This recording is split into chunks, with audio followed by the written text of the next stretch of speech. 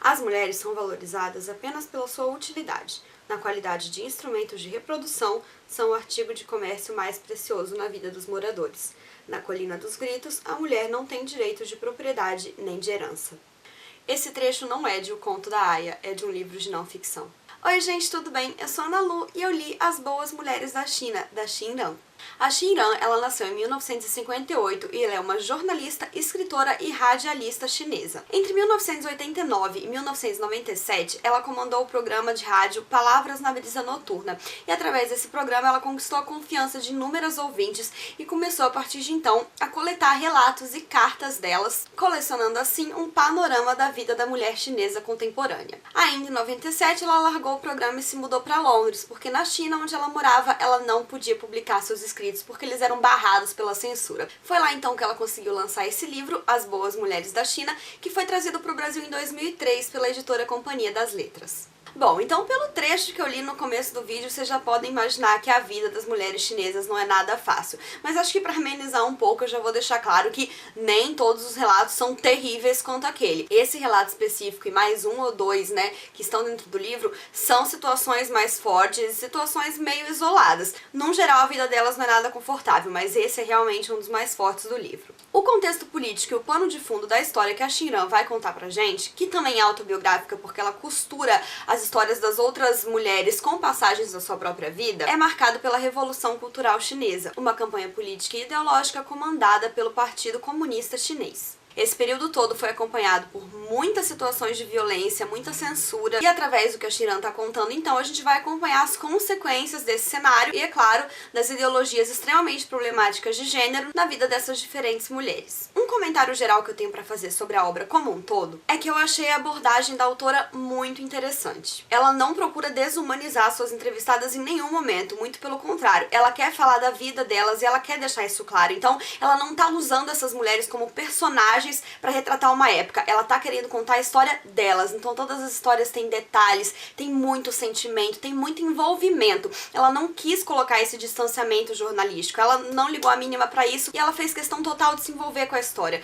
Como eu comentei anteriormente, não deixa de ser um livro autobiográfico, porque ela insere o que ela tá pensando no meio de tudo isso e situações que ela própria viveu por causa de todo esse contexto político e para conseguir essas histórias e tudo mais. Tem alguns relatos e alguns momentos em que a forma como essas mulheres viveram essas situações de forma emocional e sentimentalmente falando, chega a ser mais importante do que as consequências práticas que aquilo teve na vida delas. Dá pra entender? Ela fala muito de emoção, ela fala muito de fé. Um dos relatos, inclusive, tem a fé da mulher chinesa como foco e revela aí umas questões bastante interessantes dentro desse aspecto. Dentro desses relatos a gente vai encontrar história de amor, história de dor, histórias políticas, e tudo isso, como eu já falei, sendo apresentado com bastante humanidade e bastante envolvimento. A gente sabe, inclusive, o quanto ela se envolveu com isso logo no início do livro, quando ela conta que o esboço desse livro era seu verdadeiro tesouro, porque uma vez ela foi assaltada no metrô e ela estava sendo surrada para soltar a bolsa e ela não quis soltar a bolsa porque dentro da bolsa tinha um rascunho desse livro. E ela falou numa entrevista que ela reagiu a esse assalto porque seria pior do que perder a vida se ela perdesse esse grande tesouro, que é o retrato de toda uma época e, enfim,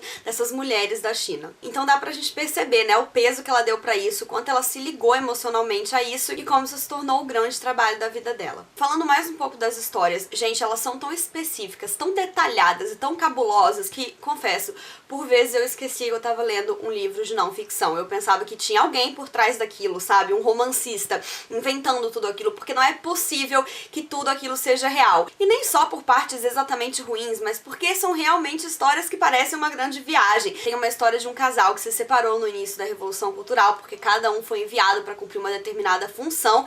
Enfim, né, eles ficaram separados durante a vida toda, mas a mulher guardou esse amor dentro dela, porque ela tinha esperança de que eles iam se reencontrar, enquanto ao homem foi dito que ela tinha morrido, então ele perdeu as esperanças, acabou se casando de novo, e ela ficou todos esses anos esperando por ele, até que ela acabou reencontrando com ele depois de muito tempo, descobriu que ele estava casado e ficou muito deprimida. E, gente, isso pode ser muito um plot de um livro de romance, né? Até a minissérie da Globo que tá passando sobre a ditadura tem um plot parecidíssimo, mas não, é não ficção. Além dessa história que eu acabei de mencionar, teve uma outra história que é logo a primeira, que me marcou demais e que é muito triste, acho que é a mais triste do livro todo, que é de uma menina adolescente que provocava feridas e doenças nela mesma, porque quando ela estava internada no hospital, ela se via livre dos estupros recorrentes do pai dela. É uma história que a autora recebeu através de cartas de uma outra pessoa que se tornou amiga dessa menina e que, enfim, tem um peso emocional gigantesco, tem até página de diário. Então a gente acompanha muito disso pela voz da própria menina e,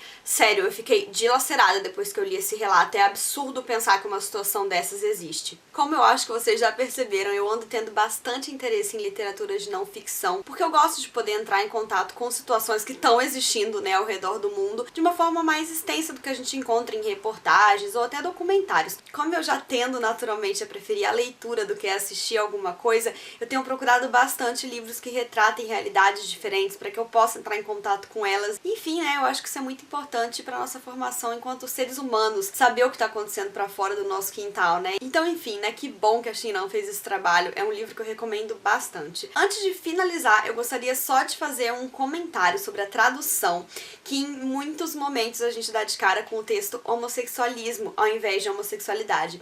Eu não sei quando foi que esse termo caiu, né, mas enfim, ele me incomodou bastante. Eu não sei se a companhia seguiu utilizando nessa edição que eu li a tradução de 2003, e sim, em 2003 ainda não tinha rolado esse debate da queda desse termo, mas enfim, foi uma coisa que me incomodou ao longo da leitura e eu acho que vale o comentário. Então é isso, pessoal, espero que tenham gostado desse vídeo. Não esqueça de se inscrever no canal se ainda não for inscrito e dar um joinha se curtiu. Um beijo e até a próxima. Tchau!